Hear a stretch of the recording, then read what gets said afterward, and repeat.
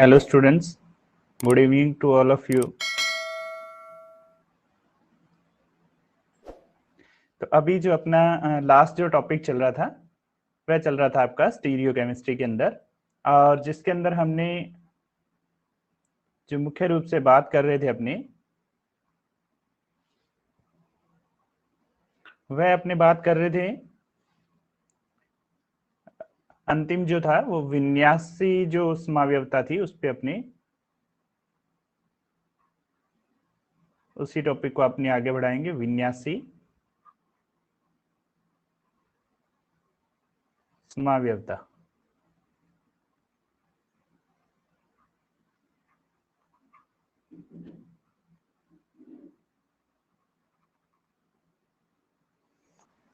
कि वह त्रिविमीय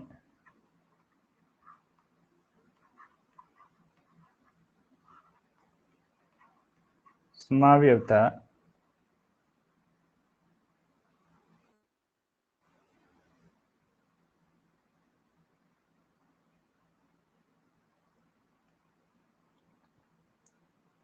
जिसमें यौगिकों को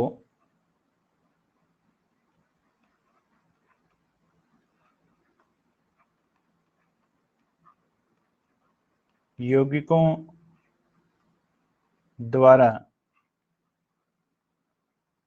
प्रतिबंधित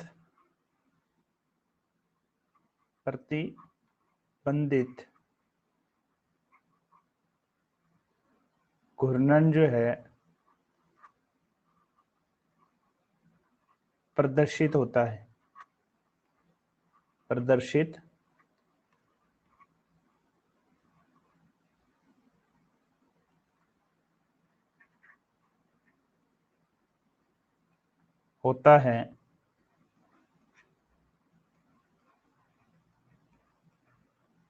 वह क्या कहलाती हैं? विन्यासी समाव्यवता कहलाती है। विन्यासी समाव्यवता कहलाती है। तो इसमें एक नया शब्द आपके लिए आया है, प्रतिबंधित घूर्णन। प्रतिबंधित घूर्णन का अर्थ ये होता है, इसको थोड़ा सा अपनी एक डायग्राम के माध्यम से समझ लेते हैं। दो शब्द आते हैं, एक तो होता है मुक्त घूर्णन, एक शब्द होता है मुक्त घूर्णन, व दूसरा जो आपका शब्द रहता है वह रहता है प्रतिबंधित घूर्णन।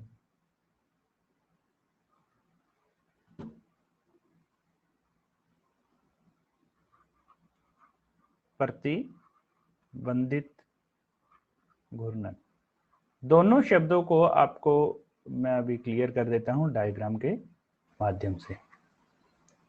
अब जैसे देख लीजिए, मान लीजिए अपनी एक कोई भी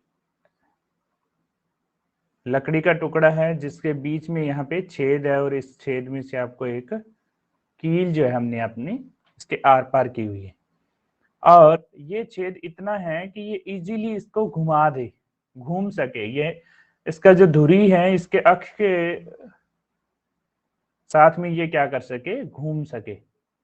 जैसे अपने पंखा है, घर के अंदर छोटे जो बच्चे हैं कागज से जो पंखा बनाते हैं, वैसी ये ठीक स्थिति है, जिसको हवा जैसे जैसे तेज लगेगी वैसे वैसे ये क्या करेगा, फ्री रोटेशन करेगा, मुक्त घूर्णन ये कर सकता है। दूसरा रहता है प्रतिबंधित घूर्णन। अब इसके अंदर चाहे ये फर एक है चाहे दो हो, तो ये क्या करेंगे, मुक्त घूर्णन यहाँ पे कर सकते हैं।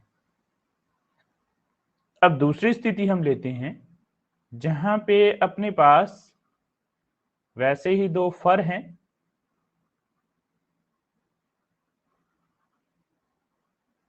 और इसके अंदर धुरी एक नहीं होके दो हैं वैसे ही जैसे पहले थी। अब यदि अपने इन दोनों को मुक्त अवस्था में घुमाना चाहें तो ये नहीं घूम सकता। यदि हम चाहें कि ये फ्री रोटेशन या मुक्त घूर्णन ये कर सके, तो ऐसी स्थिति के अंदर मुक्त घूर्णन नहीं हो पाएगा, और इस स्थिति के अंदर मुक्त घूर्णन संभव है। ये चीज आप मुझे बताएं कि मुक्त घूर्णन और प्रतिबंधित जो घूर्णन है वो आपको अच्छे से समझ में आ गया हो तो मुझे कमेंट करके बताएं। Free rotation. ये वाली बात आप दोनों जो है, दोनों प्रतिबंधित और मुक्त घूर्णन की, ये आपको अच्छे से समझ में आ गई होगी।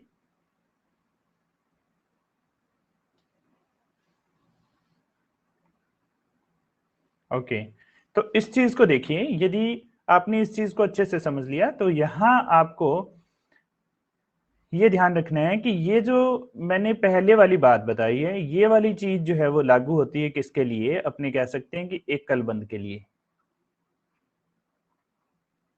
जितने भी एकल बंध वाले यौगिक हैं उनका घूर्णन क्या होगा, मुक्त होगा।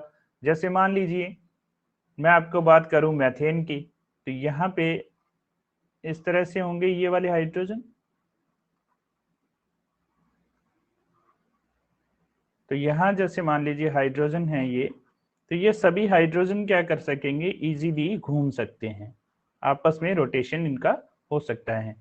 इसी तरह से मैं यदि यहाँ पे डबल बॉन्ड वाला कोई कार्बन ले लूं, उसके साथ में मान लीजिए कोई अलग समूह है, जैसे मान लीजिए कार्बन है, हाइड्रोजन है, यहाँ पे कार्बन है और यहाँ हाइड्रोजन ले लूं, अब ये मुक्त अवस्था में घूर्णन नहीं कर सकते। तो ये वाला जो है रहेगा, अर्थात जितने भी डबल बॉन्ड और ट्रिपल बॉन्ड वाले आपके रहेंगे, double bond and triple bond वाले रहेंगे, वे क्या रहेंगे, किसके अंतर्गत रहेंगे, प्रतिबंधित घूर्णन के अंदर।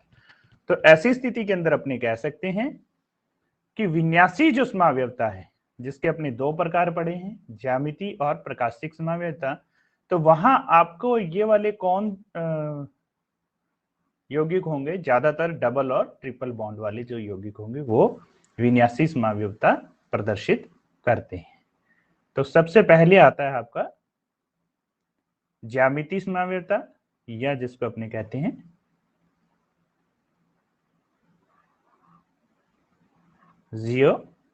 जियोमेट्रिकल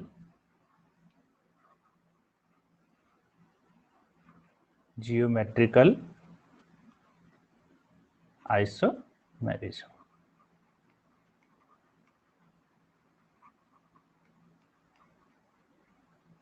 जियोमेट्रिकल आइसोमेरिज्म, तो इसके अंदर देखिए सबसे पहली जो बात आती है वो यह रहती है कि ऐसे यौगिक जिनके अणुसूत्र तो क्या रहेंगे, समान रहेंगे, अणुसूत्र समान होंगे,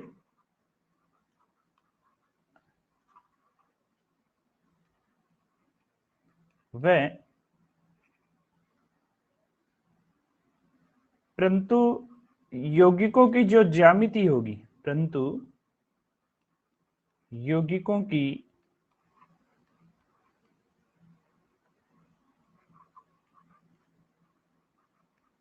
ज्यामिति जो है में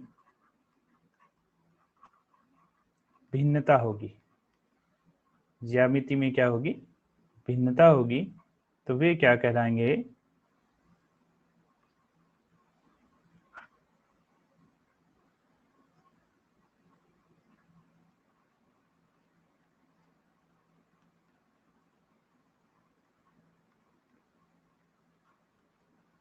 आपस में क्या कहलाएंगे, जियोमेट्रिकल आइसोमर या ज्यामितीय समावयवी,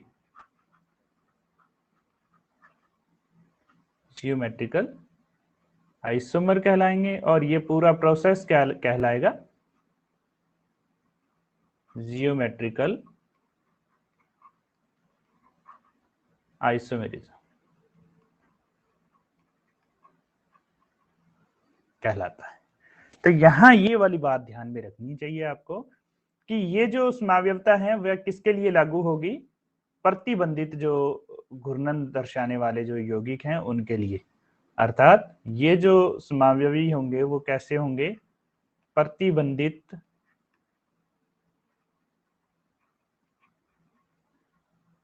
घूर्णन वाले जो यौगिक होंगे वे ही ये समावयवता को प्रदर्शित करते हैं। जैसे इसके एग्जाम्पल कौन कौन से हो सकते हैं, जैसे आपका एल्कीन है, आपके सिलेबस के अंदर जो है उन्हीं को अपने यहाँ पढ़ने वाले हैं। ऑक्सीम हैं और एलिसाइक्लिक यौगिक जो हैं, एलिसाइक्लिक जो कंपाउंड्स हैं या यौगिक हैं, ये सभी क्या होंगे आपके प्रतिबंधित घूर्णन वाले जो यौगिक हैं वो रहते हैं। फिर जो बात आती है, सबसे पहला जो इसके अंदर अपने एग्जाम्पल पढ़ने जा रहे हैं वो आपका क्या है, एल्कीन में ज्यामिति समावयवता। एल्कीन्स के अंदर ज्यामितीय समावयवता।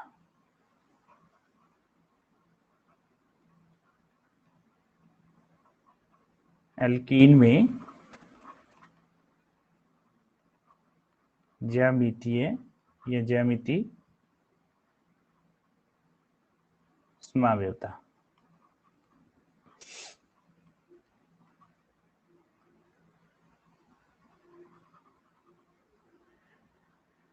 वे एल्कीन जिनके अंदर द्विबंध जो कार्बन है या डबल बॉन्ड वाला जो कार्बन है, डबल बॉन्ड वाला जो कार्बन है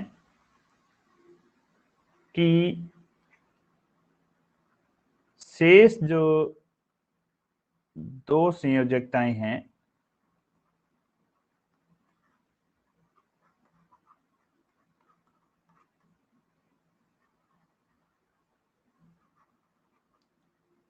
भिन्न भिन्न प्रकार के जो समूह यदि जुड़े हों, भिन्न भिन्न प्रकार के समूह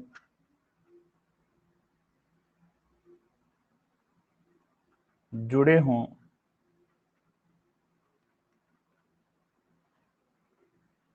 तथा जो दोनों कार्बन हैं, कार्बन की कम से कम एक संयोजकता परमाणु है समान हो, वह दोनों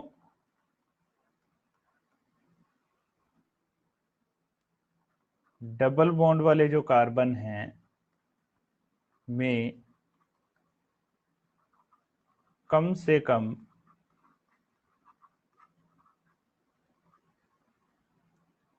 एक जो संयोजकता उनकी वो क्या हो, समान हो, एक संयोजकता समान हो। तो वे एल्कीन जो हैं वे क्या दर्शाएंगे, आपको ज्यामितीय समावयवता प्रदर्शित करती है। तो इसके अंदर इनके दो रूप या दो फॉर्म इसके बनते हैं। कौन कौन से फॉर्म बनेंगे वो अपने देख लेते हैं। तो इसके अंदर दो समावयवी हमें प्राप्त होंगे,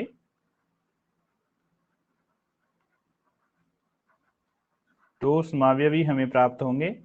पहला जो समावयवी रहेगा उसको अपने कहेंगे समपक्ष,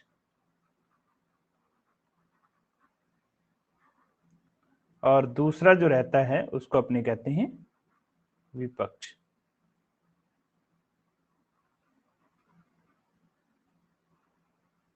समपक्ष को अंग्रेजी के अंदर अपने सिस कह सकते हैं, और विपक्ष जिसको अपने कहते हैं उसको अंग्रेजी के अंदर अपने कह सकते हैं ट्रांस। तो ये वाली चीज आपको ऊपर ध्यान में रखनी कि एल्कीन के अंदर जो डबल बॉन्ड वाला कार्बन है उसके अंदर दोनों जो भिन्न दो जो संयोजकताएं शेष रहेंगी वे दो समूह उस पर जुड़े होने चाहिए, और उनमें से कम एक समूह जो है वो क्या होना चाहिए, समान होना चाहिए। तो दो इसके अंदर हमें समावयवी प्राप्त होंगे, समपक्ष और विपक्ष। इसको देखते हैं एक एग्जाम्पल के माध्यम से। तो पहला एग्जाम्पल अपने करने जा रहे हैं वो है आपका ब्यूट टू इन। इसका फॉर्मूला क्या रहेगा, CH3 hydrogen double bond C और CH3 और हाइड्रोजन। इस चीज को पहले अच्छे से समझ लें कि मैंने सबसे पहले कहा कि यहां पे डबल बॉन्ड वाला कार्बन जो है वो होना चाहिए। तो यहाँ इस एग्जांपल के अंदर ये वाले जो हैं ये दोनों क्या हैं, डबल वाले कार्बन हो गए, डबल बॉन्ड युक्त कार्बन हो गए। और उसके अंदर दो डिफरेंट जो है आपके ग्रुप्स जो हैं वो जुड़े होने चाहिए। तो यहां देखिए, ये पहला ग्रुप हो गया, मैथिल ग्रुप हो गया, और ये हाइड्रोजन ग्रुप हो गया। दूसरी चीज जो मैंने यहाँ पे कही है, पहली चीज तो मैंने कहा है कि दो जो संयोजकताएं हैं वो क्या होनी चाहिए, भिन्न भिन्न प्रकार के समूहों से जुड़ी हो। और दूसरा कहा है कि दोनों जो डबल बॉन्ड के कार्बन है उनमें कम से कम एक जो संयोजकता है वो समान हो। तो देखिए, दोनों जो कार्बन है, ये वाला कार्बन और ये वाला कार्बन, इन दोनों पर कम से कम एक संयोजक जो है वो क्या होनी चाहिए, समान होनी चाहिए। इस पे दोनों ही क्या है, समान है। तो ऐसा भी हो सकता है यदि यहाँ पे ये CH3 भी दिया हो तब भी ये जो है एग्जाम्पल पॉसिबल होगा। ये वाली चीज आपको समझ में आ गई होगी। तो यहां अब आप देखिए, जब ऐसी स्थिति के अंदर ये वाला जो कार्बन है, इनके सापेक्ष अपने देखेंगे, जब ये ग्रुप और ये ग्रुप, दोनों ग्रुप क्या हैं, एक जैसे ग्रुप हैं, और ये दोनों ग्रुप भी क्या हैं, एक जैसे ग्रुप हैं। जब समान ग्रुप, ये अपने कहें कि समान जो समूह हैं,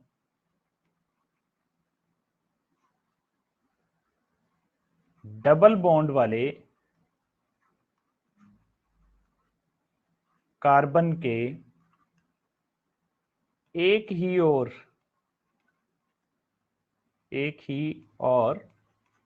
स्थित हों, तो हम क्या कहते हैं उसको, तो वह क्या कहलाएगा, समकक्ष कहलाएगा, या उसको अपने सिस भी बोल सकते हैं। और दूसरी स्थिति क्या आएगी, जब समान जो समूह है,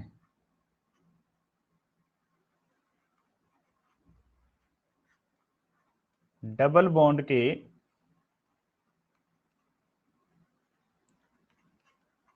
एक और स्थित नहीं हो,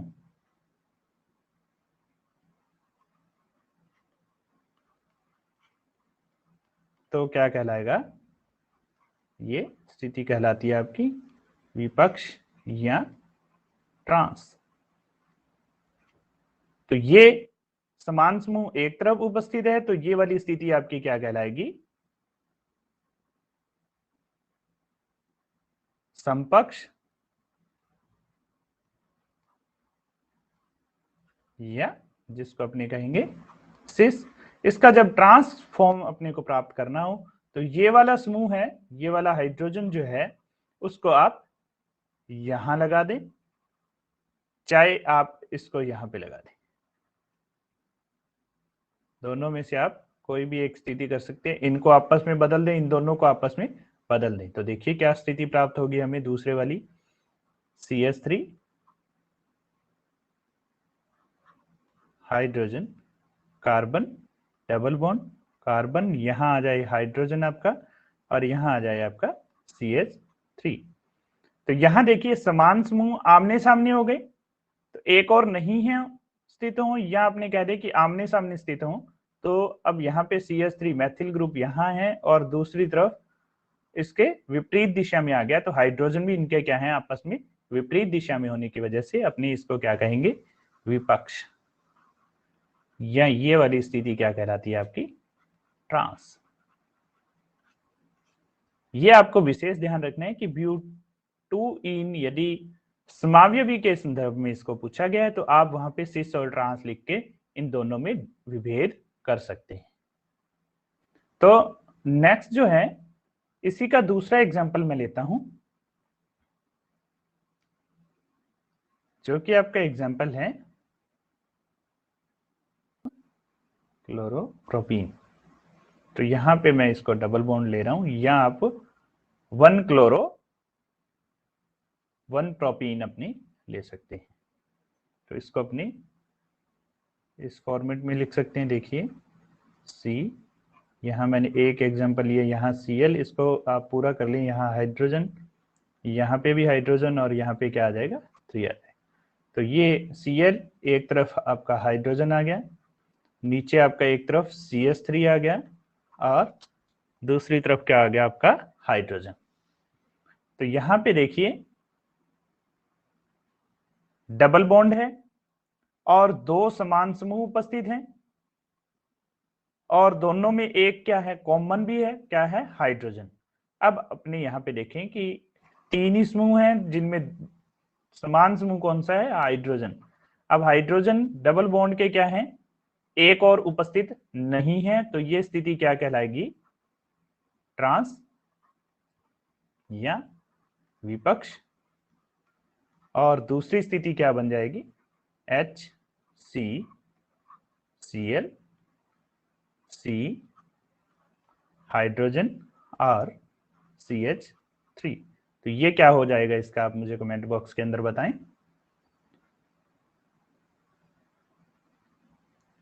ये इसके जो समान समूह हैं, समान समूह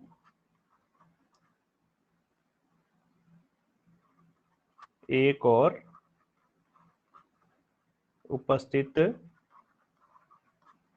नहीं है, तो ये क्या बन गया, विपक्ष। तो एक और उपस्थित है, समान समूह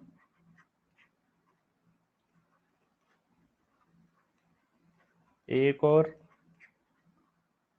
उपस्थित, तो ये क्या कहलाएगी स्थिति, सिस, या इसको अपने क्या कहेंगे, समपक्ष। बढ़ते हैं अपने आगे तीसरे एग्जाम्पल की ओर, जिसको आप, मैं केवल इनके स्ट्रक्चर लिखूंगा, आप मुझे ए और बी जो हैं दोनों की स्थिति बताओगे कि इनमें कौन सा जो है समपक्ष है और कौन सा विपक्ष है। तो देखिए थर्ड वन आपका एग्जाम्पल है, तीसरा एग्जाम्पल है आपका ब्यूटेनोइक एसिड, ब्यूटेनोइक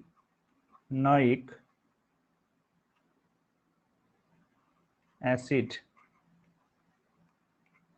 मैं फॉर्मूला बता देता हूं, ब्यूटेनोइक का मतलब हो गया 4 कार्बन है इसके अंदर, ओइक एसिड का अर्थ हो गया COOH उपस्थित है, और एक यहाँ पे आपके पास क्या है, डबल बॉन्ड उपस्थित है।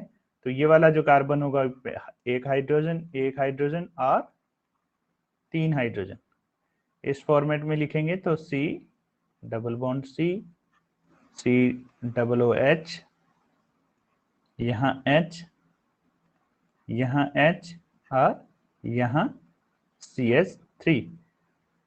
पहली स्थिति ये वाली A स्थिति है, और दूसरी स्थिति में लिख देता हूं आपको ये वाली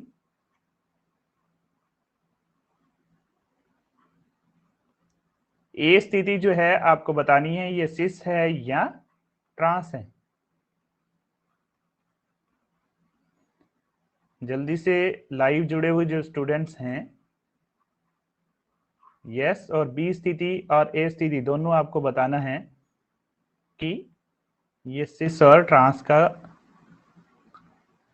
बिल्कुल रुचि ने बिल्कुल ठीक बताया है, ए जो है आपका ट्रांसफॉर्म है और बी जो है आपकी सिस पोजीशन है। बिल्कुल आपने ठीक बताया है। तो यहां आपको ध्यान रखना है कि जो सेम ग्रुप है, सेम ग्रुप कौन से हैं, हाइड्रोजन है, ये आपके सेम ग्रुप थे, और सेम ग्रुप कहाँ उपस्थित हैं, आपके अपोजिट उपस्थित हैं, अपोजिट उपस्थित हैं। यहाँ पे सेम ग्रुप क्या था, दूसरी स्थिति के अंदर हाइड्रोजन आपका सेम ग्रुप है, तो ये मैं इधर लिख देता हूं, ये आपके सेम ग्रुप हैं, और ये क्या है, सेम साइड पे प्रेजेंट है, तो इसलिए ये क्या कहलाएगा, सिस, और ये अपोजिट साइड में होने की वजह से ये क्या कहलाएगा, आपका ट्रांस कहलाता है।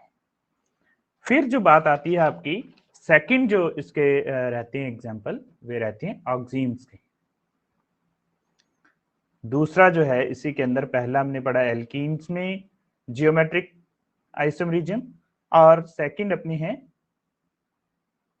मैं जियोमेट्रिक आइसोमेरिज्म इन ऑक्सीन्स।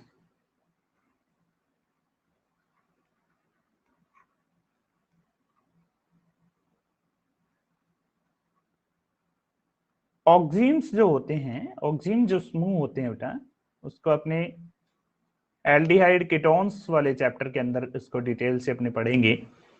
जब एल्डिहाइड व कीटोन जो होते हैं, एल्डिहाइड व कीटोन्स जो होते हैं की रिएक्शन होती है, तब की रिएक्शन हाइड्रोक्सिल अमीन से होती है, हाइड्रोक्सिल एमाइन से होती है। हाइड्रोक्सिल एमाइन होता है NH2OH। तो ऑक्सीन प्राप्त होते हैं। तो क्या हमें प्राप्त होते हैं? ऑक्सीन प्राप्त होते हैं। और ये जो ऑक्सीन हमें प्राप्त होते हैं, इनका जो कॉमन सा फॉर्मूला रहता है वो ये रहेगा, C double bond O, C double bond N OH यहाँ पे रहता है।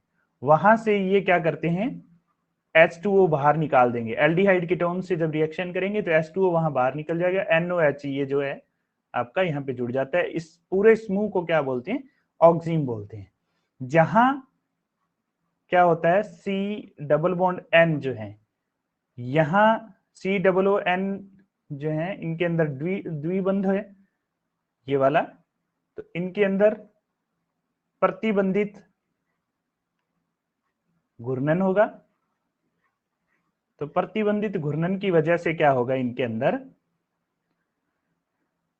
ये जियोमेट्रिकल आइसोमेरिज्म या GI जो है वो शो करेंगे या प्रदर्शित करते हैं। यहां दो समावयवी जो हमें प्राप्त होंगे, इनका नाम उनसे थोड़ा सा डिफरेंस रहता है। दो समावयवी हमें प्राप्त होंगे, कौन कौन से समावयवी कहलाते हैं ये आपको ध्यान में रखना होगा। पहला जो होगा वो होगा आपका सिन और एंटी। सिन और बी जो है वो आपका क्या कहलाएगा, एंटी। बस थोड़ा सा आपको ध्यान ये रखना है, सिन समपक्ष की तरह है और एंटी विपक्ष की तरह है। परंतु सिन और एंटी कब काम में लेना है, जब अपने ऑक्सीन की बात करेंगे। जब कार्बन और नाइट्रोजन के मध्य प्रतिबंधित घूर्णन होगा, तब हम जो समावयवी कहेंगे सिन और एंटी कहलाएंगे। तो यहां जब सिन उस स्थिति के अंदर अपने सिन पोजीशन कहेंगे जब द्विबंध के एक ओर ही आपका नाइट्रोजन परमाणु से जुड़ा हुआ जो OH है, नाइट्रोजन से जुड़ा हुआ जो आपका OH है, ये वाला NOH वाला जो OH है, दोनों एक ही ओर होंगे, एक ही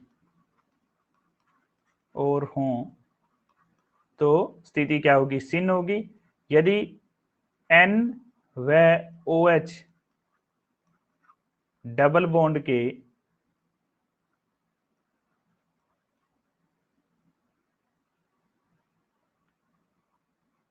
अपोजिट साइड में हो, दोनों क्या हो, अपोजिट साइड में, तो वह स्थिति क्या कहलाएगी, आपकी एंटी कहलाएगी। एंटी समावयवी, यहाँ एंटी आइसोमर इसको कहा जाएगा।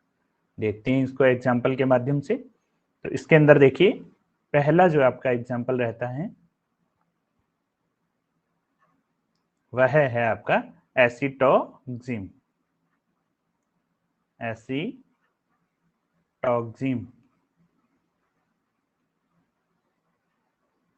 एक्सीटोक्सिम का जो फॉर्मूला रहता है वो रहता है आपका CH3C डबल बॉन्ड NOH।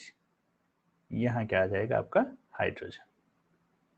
तो देखिए इसको अपने इस फॉर्म में भी लिख सकते हैं, डबल बॉन्ड N और OH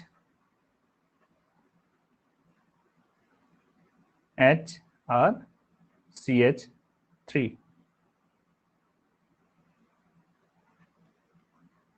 यहां थोड़ा सा आप इसको ध्यान रखना कि नाइट्रोजन से जुड़ा हुआ जो OH है वह कार्बन का बड़ा समूह, बड़ा जो समूह जुड़ा होगा दोनों एक और हों। नाइट्रोजन इसको से जुड़ा OH से जुड़ा OH वह डबल बॉन्ड के कार्बन का बड़ा जो ग्रुप है दोनों क्या हों, ऑपोजिट साइड के अंदर हो। तो देखिए यहां पे कार्बन के साथ जुड़ा हुआ बड़ा समूह कौन सा हो गया, CH3।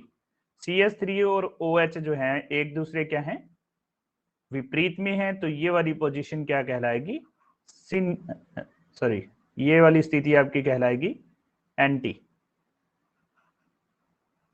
ये वाली स्थिति आपकी एंटी कहलाएगी। और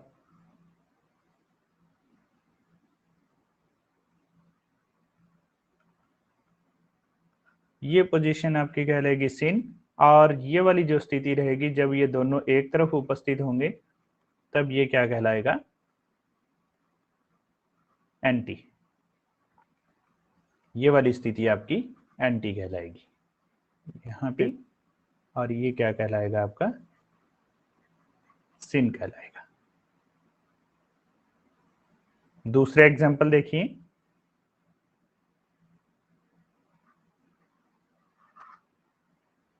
दूसरा एग्जांपल है आपका जैसे एथिल मेथिल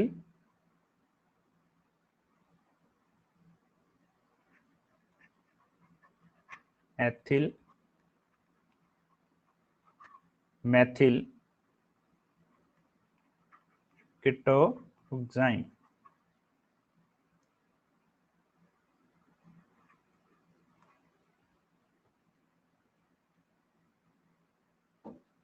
कीटोक्साइन तो इसके अंदर है C2H5 CH3 double bond NOH। ये आपकी स्थिति कहलाएगी सिन। और जब ये एक ही तरफ होंगे तो ये वाली स्थिति क्या कहलाएगी आपकी, एंटी कहलाएगी, OH। और यहाँ CH3 और यहाँ N आएगा, ये आपकी स्थिति कहलाएगी एंटी, सिन और एंटी। यहां ये ध्यान रखना है आपको कि जब नाइट्रोजन पे जुड़ा हुआ जो OH है, OH और कार्बन, डबल कार्बन जो है, कार्बन पे जुड़ा हुआ जो आपका OH और कार्बन से जुड़ा हुआ जो बड़ा समूह है, बड़ा समूह ये वाला है, ये एक दूसरे के अपोजिट हों तो अपने सिन पोजीशन होगी। जब ये बड़ा समूह और OH हैं सेम साइड में हो तो उसको अपने कहेंगे एंटी पोजीशन। तो ये वाली चीज आपको ध्यान में रखनी है। अंतिम जो इसका रहता है वह पॉइंट आपका रहता है alicyclic compounds, geometrical isomerism in alicyclic compounds. Alicyclic compound वे चक्रीय यौगिक होते हैं या वे साइक्लिक कंपाउंड्स होते हैं जिनके अंदर क्रियात्मक समूह, जिनके अंदर फंक्शनल ग्रुप हो, या आपने कह दें कि उनके अंदर क्या हो, प्रतिस्थापी या जुड़े हों। प्रतिस्थापी जुड़े हुए हों तो ये अपने क्या कहलाते हैं, आपके एलिसाइक्लिक कंपाउंड्स कहलाते हैं। इनके अंदर भी क्या होगा, समान समूह एक तरफ होंगे तो उसको अपने सिस कहेंगे, और यदि वो विपरीत होंगे तो उनको अपने क्या कहेंगे, ट्रांसपोजिशन कहते हैं। जैसे पहला एग्जांपल है आपका 1,2 डाइमेथिल साइक्लोप्रोपेन।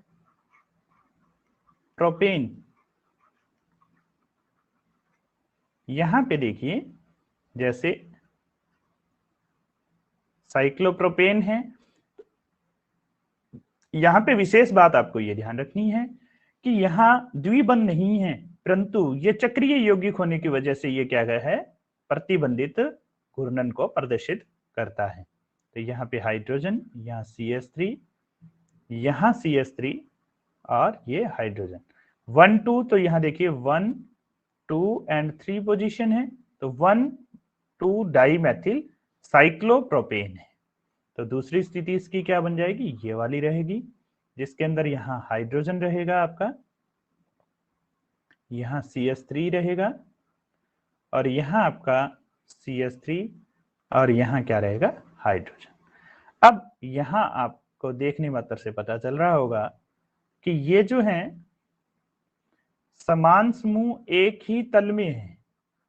तो ये समान समूह जब एक ही तल में होंगे तो अपने इसको कहेंगे सिस, और जब ये दोनों समान समूह विपरीत या अपोजिट साइड में होंगे तो अपने इसको क्या कहेंगे, विपक्ष, या अपने इसको क्या कह सकते हैं, ट्रांसपोजिशन कहते हैं। तो मैं उम्मीद करता हूं कि आपको ये वाली बातें सभी जो हैं समझ में अच्छे से आई होंगी।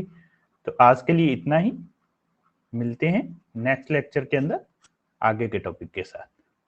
तब तक के लिए थैंक यू।